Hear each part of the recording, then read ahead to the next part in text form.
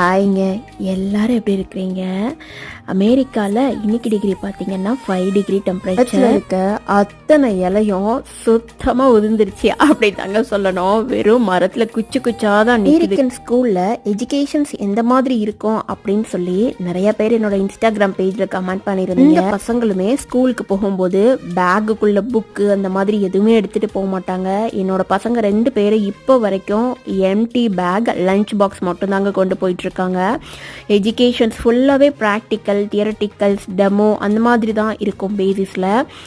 For example, இப்போ ஒரு concept உங்ககிட்ட கொடுத்தேன்னா அந்த கான்செப்டை நீ எந்த மாதிரி க்ரியேட்டிவாக பண்ணுவீங்க அப்படிங்கிற ஒரு ஆங்கிளில் தான் எஜுகேஷன்ஸ் இங்கே ஃபுல்லாகவே போயிட்டுருக்குங்க.